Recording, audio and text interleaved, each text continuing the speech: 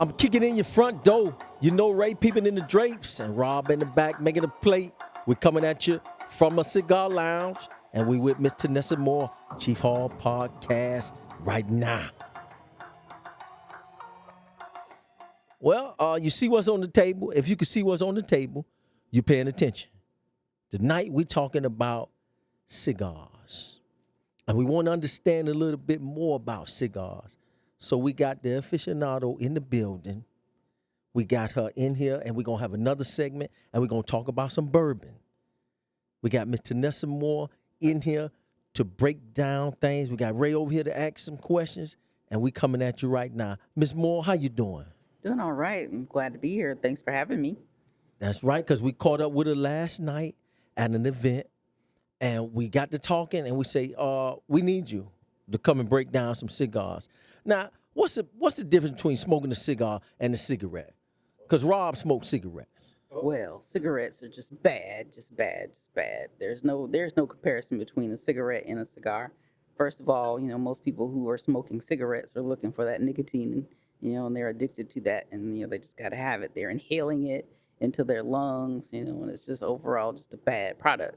So, even though tobacco is tobacco, inhaling it, is a whole different thing. You're getting that nicotine in your lungs. It creates an addiction. You never really heard anybody getting addicted to a cigar, right? So, we like our cigars. We don't inhale. That's rule number one. We don't inhale cigars. We don't And inhale. so that's very important. Most people who get turned off from smoking and have, smoking a cigar may have had that, reaction where they thought they were smoking a cigarette and tried to inhale it and got sick, and they were like, "Oh, I'm never doing it again." And that's one of those rookie mistakes. So that's the big thing, because people say, well, you might as well smoke cigarettes if you're going to smoke a cigar. They cheaper in a sense, and really good cigars like what we like, they cost a little bit more money. But the big thing is, like you said, you don't inhale the cigar. So you get a different effect altogether. I look at a cigar as more like an experience. hmm Yeah, and truly, cigars are a lifestyle. We call it a Yeah, lifstyle. that's a lifestyle. That's right. It's definitely not something that you get into and don't expect to spend some money, because it's a lifestyle. It's a luxury It's a lifestyle. luxury lifestyle. And so when you get into it and you're serious about it and you've learned what you like and what you don't like. You get there's the whole gamut. You've got the sticks that you like. You got your cutters. You've got your lighters. Your Yeah, we different got types of just different types of accessories that you can have. And some of us get a little bougie. When it comes to our cigar lifestyle. And it's always that conversation piece, especially around lighters and cutters. Oh, I like this one. Oh, look at this one. So it gets pretty expensive, because like you've got the Rocky Patel lighter on the table Yeah. here. That's an $80 lighter. Easy. Yes, I got my first Rocky Patel lighter down in Miami, actually, a couple of years back. So Love now, it. I want to make sure we talk about what you really like to do when it comes to cigars. Before you move into that, let's do the difference again, because there's a thought process that goes into cigars more than cigarettes. I'm not trying to throw them under the bus, but it's known that there are chemicals, all kind of different things that are in a cigarette, and more other things like pest. I don't know. I'm not going to call it what it is. Well, people who are smoking cigarettes, so they're not looking for a cigarette to give them flavor, and it's definitely not something that you consider to be a social thing. So far as like cigars, it's a lifestyle. It's very much a social type of activity. And so when you're talking cigars, you're talking flavor profiles. You don't really look at cigarettes and look for a flavor profile outside of menthol and whatever else there right, is to get from it. And But Camel. it's just not that type of it's that type probably of made with a little bit more atmosphere. love Yeah. too. Yeah. So, you have hand rolled and you have machine, pressed cigars. But, the whole idea with the cigar is you're looking for that flavor profile, that custom blend of tobaccos from different brands. And those folks put a lot of love into their sticks. Yeah, you said a lot about that flavor profile, and we talked about last night, and you blew us away. But I want you to talk about what you really want people to understand about choosing a cigar, how you choose a cigar. It was important to you, and you wanted me.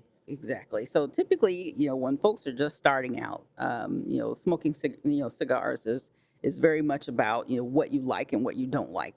It's not any different when you're trying to create your develop your palate or create the flavor profile that you like from say choosing wines or even food. Looking at the types of foods that you like. If you like spicy foods, if you like pepper, if you like sweet things, that's how you get into developing your palate. So the same thing with cigars. You may start with something sweet and kind of what I call frou-frou because it's more of a stick that the when you come into a lounge, they're if you're a woman especially, they're going to give you a flavored stick because they say, okay, well it's mild, it's very mild, it's kind of sweet, so you're not going to get that hit from the tobacco right off the top. And so usually you'll start with something like the acid, which we have on the table. The Cuba is one that a lot of men may actually go to if they're not true cigar smokers and they haven't really figured out what they like. So Because then that's they a start with yeah, something a little sweet. like a flavor. That's a flavored That's cigar. a flavored cigar. Normally people Yes, that's a start with flavored flavored cigars. cigar. And so you kind of work your way up from there. So once you decide, I like sweet things, then you may stick with the acids.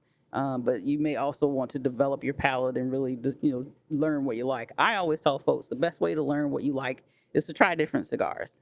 Just kind of, just go wild, just try different ones, and you'll very quickly learn what you like and what you don't like. If you get a stick, that we, like we have the endorser on the table, that's going to have a spice and pepper to it.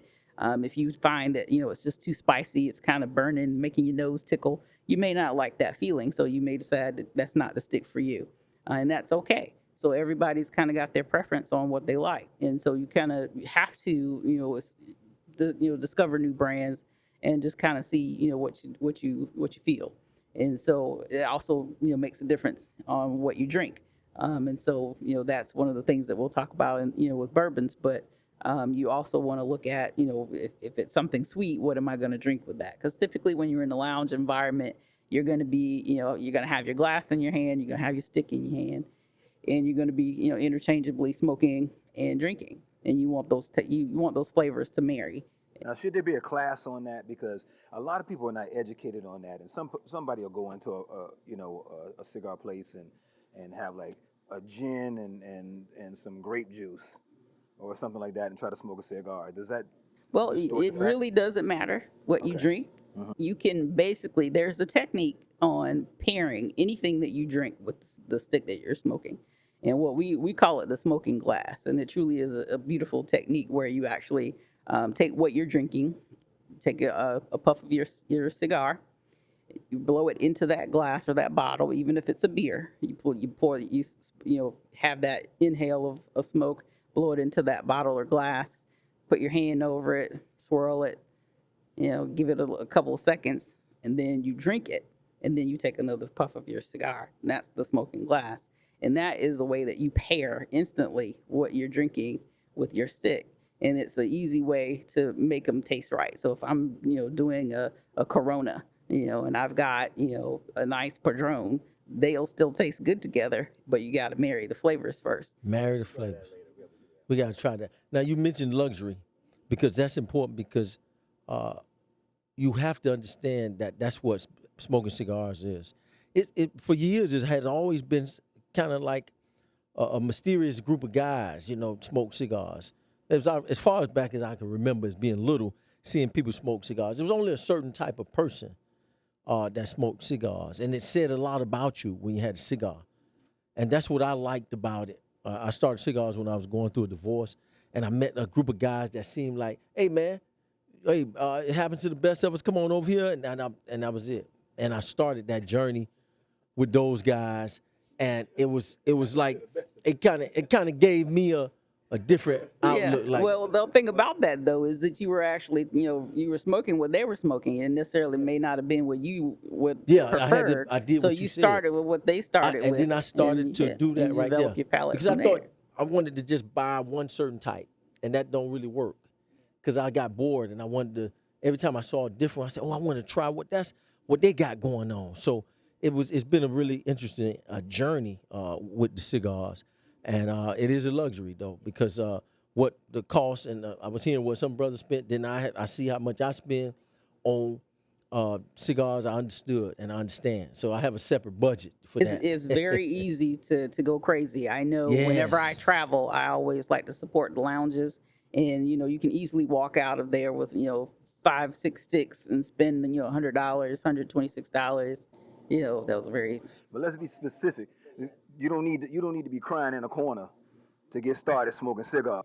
No, yeah. I wasn't crying though, but I wasn't crying in the corner. I just took it as an opportunity. He trying to take a shot at me. You know what I'm saying?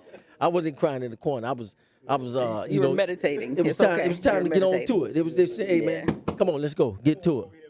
So now we're going to talk a little bit more about pairing, and then we'll probably have some different bourbons as we go into the next segment. So we appreciate that patience and as we roll. So we're going to come back and we're going to talk about some bourbons. So we'll catch up with y'all. We out. Peace out. Hey, this episode is brought to you by Cigars and Stilettos. Facebook page is Cigars and Stilettos. No more questions. This episode is brought to you by 1804 Cigars in Davie, Florida. That's right, 8250 Griffin Road. Don't forget about it. We back at you with part two. We didn't say, and I kind of say it for now, the fact that we are off-site tonight and we're shooting at a cigar bar, and we want to really shout this place out because the hospitality has been amazing, and we've been sitting up in here burning electricity, Ray using their bathrooms, and Rob over there going all through the cigars. But we having a good time, and we are at 1804 Cigars in Davie, Florida. We want to shout out this brother because this brother has been amazing. Tenessa ain't even from here. She fell in love with the place. Ain't that right, Tenessa? Yeah, so we enjoying this here. And Ray wanted to say something. I didn't want to cut him off. Ray had a question for you with the cigar section as we going into talking a little bit about bourbon and how you kind of make it go. Go ahead. What you want to say, Ray? Yeah. As we segue into the bourbon, just to talk about the different leaves right now, from the light to dark to whatever. What's the preference, and how should you gauge that preference when you want to smoke? So different cigars, have different wrappers, and so when you talk about the color of the leaf, you're talking about basically the wrapper. So the majority of the flavor of your stick is actually going to come from the binder and the filler.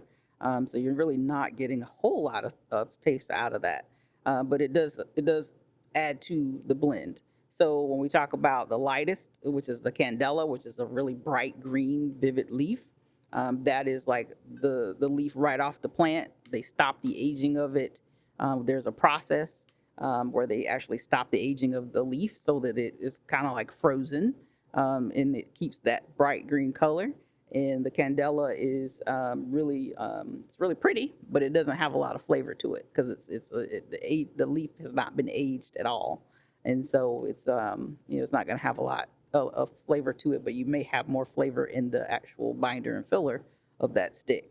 And so you go from Candela to your Cameroon to your your Maduros and your Obscuros, which are going to be darker. And so typically the darker the leaf, the more oil you'll see because it's been aged longer. And that actually does help with the actual overall flavor profile. When you can get more of that oil in that, and you'll see it. Usually with an Obscuro or a Maduro, you'll see the coat of the wrapper is a little shiny. Maybe you can kind of see some of that oil on there in some of those sticks, and that actually helps. To really create a nice rich smoke when you're smoking that particular. Can you? And just for people who don't know, where are you aging it? Where are they aging it? Just for a novice that doesn't understand that. Yep. So most of your tobaccos that are sold here in the U.S. are either produced in Nicaragua or Dominican Republic, and they're shipped here to the States. And Tampa is really like the home for any sticks that are sold in the U.S. So pretty much everything comes into port, goes through Tampa, and back out to whatever retail shops it's going to go to. But it's really going to be, the aging process happens in a warehouse most of the time, and those warehouses have temperature controls to actually develop the aging, the process. If it's going to be one that's going to be a darker stick, then they're actually like piled and bundled, and they're kept in this temperature controlled warehouse most of the time. So they age in warehouses. So mostly. yeah, yeah. Is price a good indicator to determine whether a stick is good or not? Good question. That's a good question. So the price doesn't necessarily mean that the stick is going to be any better because I won't name any names, but there are some really like high profile sticks that people pay $30, upwards of 30, $40 for, and they don't taste like anything. So that the price is not a indicator. There are very many house sticks. Like for instance, this lounge that we're sitting in, 1804 Cigars, may have their own house stick, which is custom blend just for this lounge, and it may only cost you $8, and it may taste like the best stick you've ever had compared to something you may have gotten that was $30 or $40. So it really doesn't have any matter. bearing on the flavor of that stick. Because I went through that when I first started. I was thinking, okay, since this is a little bit more, this has to be a lot better. And that's what got me where I'm in between. I like Padrones. Those are my cigar that I always have as a go-to. But there's a few that, like the Lunatic, I'll smoke those. They like $7, but they're still a nice smoke for that. So yeah, I just wanted to Yeah, put that out there. that's why 'cause you some people have- may feel that. Yeah, you have folks that think that Cohiba's like the best thing, and it's like if you're gonna smoke a cigar, a real cigar is going to be a Cohiba. But the thing they don't realize is that all Cohibas are not created equal. So there's just because it's got that Cohiba label on it, depending on that particular profile for that stick, it may not be all that great. So you're really just paying for the name at that point, because it's just that whole idea that because it's a Cohiba, it should be good. That's not always the But case. that original Cohiba that everyone's so fascinated about was grown in Cuba back in the day. That was a seed that was grown there, a Cuban seed. But did they take those seeds later on and say, hey, let's grow them in Nicaragua? Or did the Nicaraguans have their own seed that was, because that's like the leaf now, right? Most of your sticks are going to be a blend of Nicaraguan and Dominican, but there are other places. I know when I went to Italy, I was looking for cigars, got the cigars, and was very pleasantly surprised to find out that they were growing Kentucky seed in Italy. And so it really just there's no limit to And it was what a you decent? can do. It was a great stick. I still Oh, smoke them yeah? to this day. What's the name Oh, of it? it's so good. So it's Antico. Yeah, Oh, it's Antico. Antico. So it is they actually have a line of their sticks. In Italian cigars are a lot smaller. They don't have huge ring gauges like we see here. They're very narrow. So even the cutters that you buy, they're narrow heads on those cutters. So it's a different process. And so that's exciting to be able to learn that you can take that seed from Virginia, from Dominican, Cuba, wherever, and actually grow that. And where you plant it also has a part in what it tastes like, what that tobacco tastes like. So there's a new brand out of Africa called Bangani Cigars, and they actually have it's Dominican seed grown in Zimbabwe. So they actually have That's the African one you was farmers. talking about. Uh-huh. Yeah, African farmers are growing this tobacco, and it's the first African grown stick. And that's in the States right now? They've actually Zimbabwe grown. they've trained their staff by actual Dominican and Cuban hand rollers. They've trained them on how to roll, so they have to go through a certification class just like everybody else, and they learn how to make some really great sticks. Yeah. Now we could talk about cigars, and we'll continue. But one of the things that also interested me when we talked last night was that you are a certified bourbon Steward. This means that I can talk a whole lot about bourbon, A whole lot. A So whole I lot. want. but I'm not from Kentucky. I just went there last year, which was great. How do you know a good bourbon? So it really, again, is all about your flavor preferences, really. I mean, so when without having to taste it, if you was gonna tell me, what was some of the things that you'll tell me where I can probably just start there? Well, I would say that when you're trying to define what bourbons you like, you're also going to think about what you like. I don't If know it's nothing pepper, about bourbon. if it's you're going to stick you're going to look at the proof for one thing. So let's the look at proof, we'll start okay. with the proofs. Anything 40% and up, that's usually going to be your starting point. Anything lower than that, it's probably going to be a little watered down. It's not going to be the greatest. But you're going to look at the aging process. So anytime you're looking at, a bottle and it says that it's got a number on it that says it's been aged for a certain number of years, whether it be 3 years, 5 years, and up, the longer that it's been aged, the more robust that flavor profile is going to be. And it usually means that the proof is also going to be a little higher. Now, the color got anything to do with it? The color, if it's bourbon, it should be brown. Should be brown. But it's also going to be that particular bourbon's mash bill that creates that color. Some may look a little bit more honey and be a little lighter, and some may be a little darker. But that's really what they put in there. Whether Now, or we're not going to they taste use. some of these right here. We got a couple for us to taste, and you're going to show us how we need to use, how we need to do this so we can. Yep. So typically, when you're gonna taste that first. I need sip. to pour it a special way over my back shoulder, anything like that. No, we don't want you to do that. We don't want to have no like to see you do accidents, that no, one. because we can't. Yeah, we 'cause can't you waste like to it. see me get up. We can't waste it. Or the So- back shoulder. All right, that's one bourbon we got. Cigars on the ground. Yeah, I don't want to see you do that one. I don't want to see him do that one. No.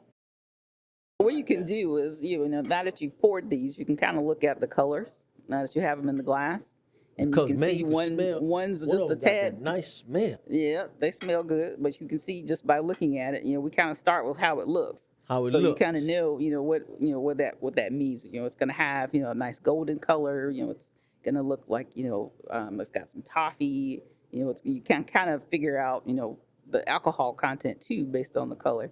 And so Ray can't wait to drink this, boy. visibility, looking at it, that's the first step. Then you want to nose it. So you want to hold that glass up, and you don't want to put it right up under your nose. A lot of people make that mistake when they're trying to get those first initial, notes, and they're smelling it. You just hold it down. You don't have to hold it all up in your nose. Not like wine, right? No, we call it nosing. It's still nosing, but you're not putting your nose into the glass. You just kind of want to hold it, down here. And as I'm inhaling it, I'm getting it through my nose, and I can also open my mouth, and I can get some of that flavor, as I'm, swirling it in the glass. And so that kind of helps you determine, what you think you're going to taste once you actually take that first sip. So if I'm inhaling it and I'm smelling it, and I smell, hints of honey or pear, and I actually do smell a little bit of pear, I may pick up notes of apricot, I may pick up, apple, different flavors, like a a little fruit bowl. orange. So you do typically will taste that. You'll taste honey, you'll taste nuts, you'll taste, different types of fruits. And that's how you really kind of know, what you're gonna like, if you're not gonna like it. If you nose it and you're smelling a lot of spice, it may be cinnamon, it may be cardamom, it could be nutmeg, it could be all kinds of different things that are created in that particular brand's mash bill. And the mash bill basically is the recipe for the bourbon. So that's a recipe. Mash bill is a recipe. You were saying earlier, it's out of Kentucky. If it's not out of Kentucky, Yeah, if it's not bottled and aged in Kentucky, then it is not true bourbon. It can Y'all be a hear bourbon. that? It can be a bourbon whiskey. If it's not from Kentucky, it's not bourbon. That's right. It's not a true bourbon. And so this is this one is actually very fruity. I can feel a little bit of heat when I get it under my nose. And so when you sip it, you're gonna put it on your tongue. You typically want to put it on the back of. You want to let it rest on the back of your tongue. he like Just kind of let it there. You just don't. You don't just take it to the head. You want to, take your time with it. Take your time with it. Alcoholics don't do good at this. No. They don't do good at this. Well, alcoholics, that at that They just point be they drinking. just need the alcohol. They don't need the actual flavor of it. So they can be fine with some Mad Dog 2020. But Because this is like a patient process when you really a new bourbon. yes, it's very much a process of learning what you like and what you don't like. So when I put this on my back of my tongue, I immediately started to get some of those spices. So you'll get some of those spices, and then on the front of my tongue, I may get some sweetness. And so you kind of want to put it in your mouth and just hold it there for. Now, do you know which one that was I gave? Which one that is? This one looks like it is the larceny. Oh, but I'm as far just for the taste. So the taste, taste because I good, drink right? larceny all the time. So you already knew the Yes, taste. yes. Oh, okay. So once you know what you like, you don't even you could give it to me and I would know the difference between the larceny and the Russells, because they're ones that I've already had before, and I kind of know what those flavor profiles are going to be. because that's similar with the cigars too. But it's hard to visualize that smoke sits back there and you can taste the flavor. Because what we was talking about it, we missed that. But it's a technique that they call it when you. It's almost similar what you're doing with the bourbon, smelling, open your mouth to tasting it, sitting it on the back of your tongue. It's similar. And it's in it is basically just tasting it on your tongue. And the other component we had talked about was the retrohale. When you're smoking your cigar, Retrohale. and you bring that smoke through your nose. But I don't usually suggest that for newbies because it can burn if you don't know what you're doing. And so, but it is a great way to get those flavor, pick up the notes that are behind Retrohale. the leaf.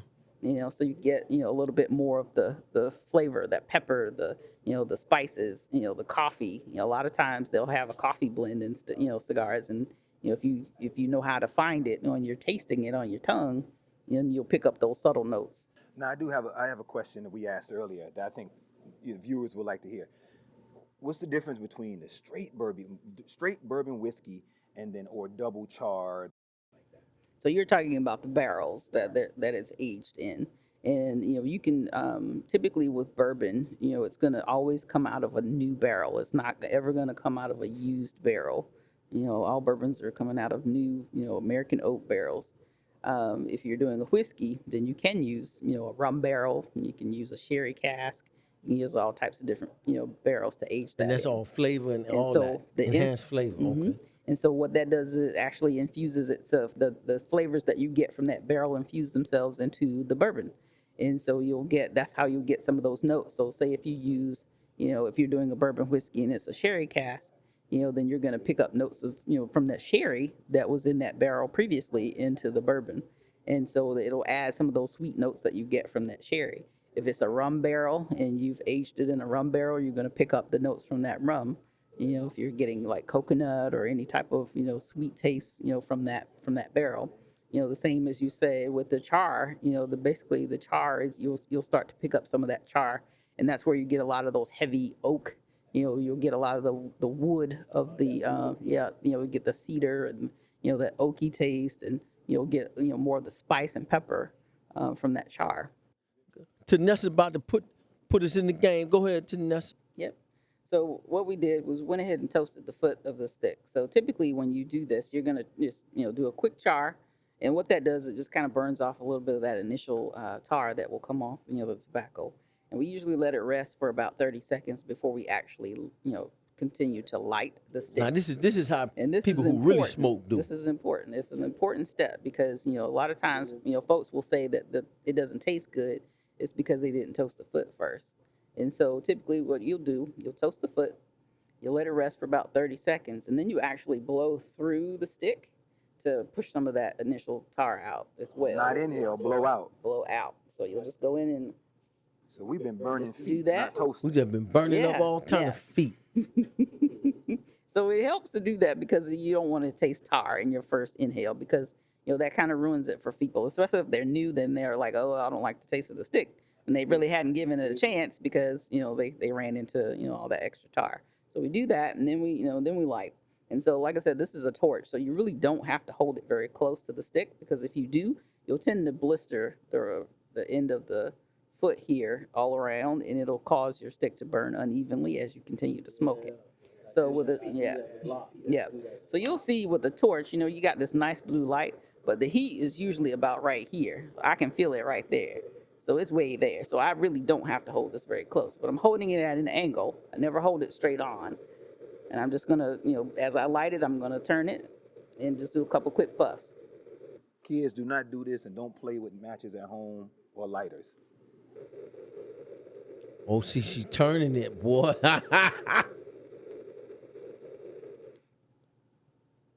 And so as you light it, you want to make sure you got a nice even burn. And it's okay. Some people actually like to light their stick and then turn and twist. And I like to do mine while I'm smoking because I know where to hold my lighter so that I can get a nice even turn. And so as you're going to turn it, puff, inhale a little bit. And you can tell, there's a nice white smoke, so you can see, the way it's burning already.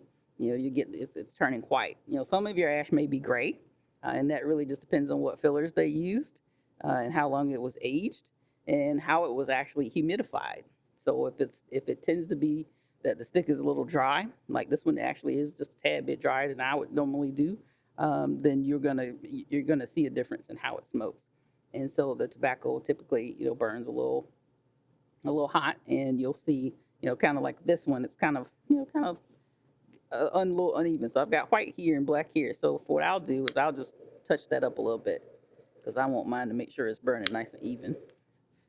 And so that way, it's gonna, give me a nice even burn all the way through. What happens sometimes when folks light it unevenly, it may actually start to canoe, which is what we call it when it starts to burn up one side and not the other.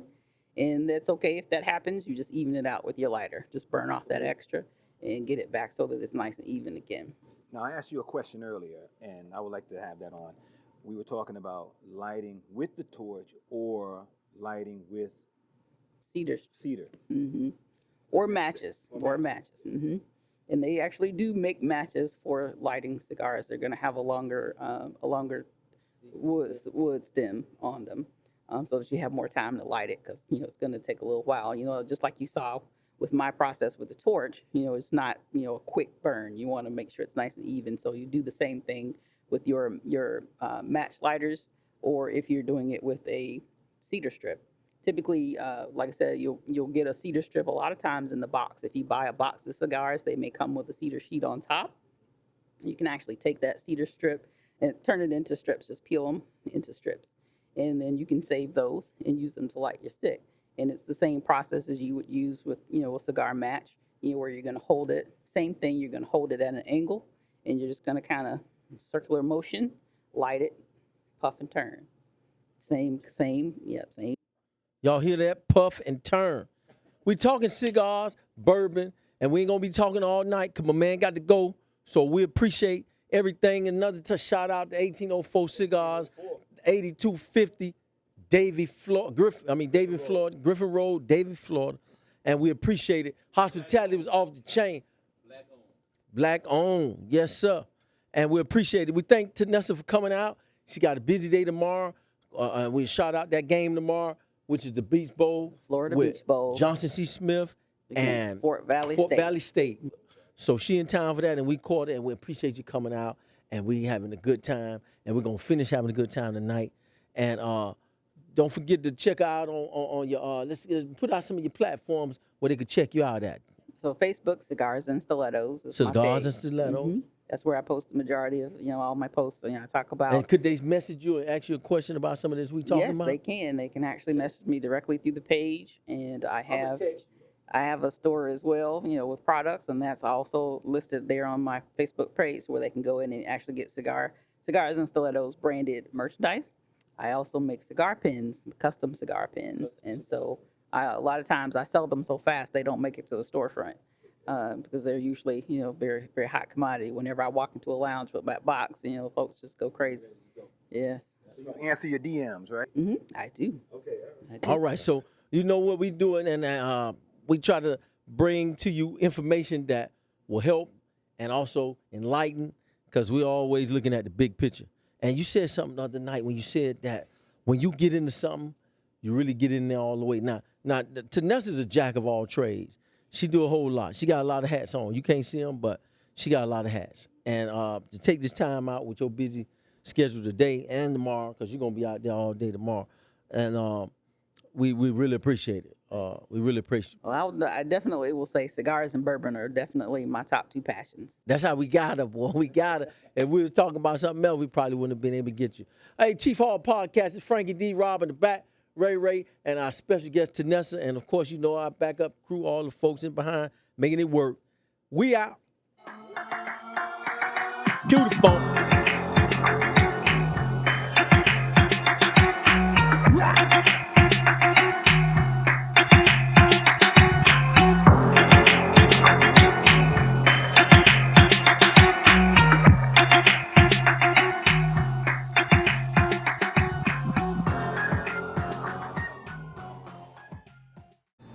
Yeah. Inside the cameras, that the audio will be in the camera. But that should be Happily ever okay. This episode is brought to you by 1804 Cigars, located in Davie, Florida. Y'all come check us out. Just whatever you're gonna say, all right? But make sure you drop all the information. This episode. This episode is brought to you by Cigars and Stilettos out of 8250. Cut. Take 5. Don't wrap your cigars with weed. Cigars is a luxury. Listen, man, let's do the drops, man. Okay, Davey, that's right. 8204. Griffin. 8250. Okay, cut that. 8250.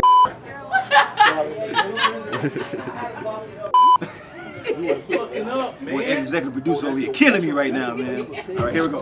Ready? Executive producer over there, you see him? Hey, this episode is brought to you by Cigars and Stilettos. Facebook page is Cigars and Stilettos. No more questions. This episode is brought to you by 1804 Cigars in Davie, Florida. That's right, 8250 Griffin Road. Don't forget about it.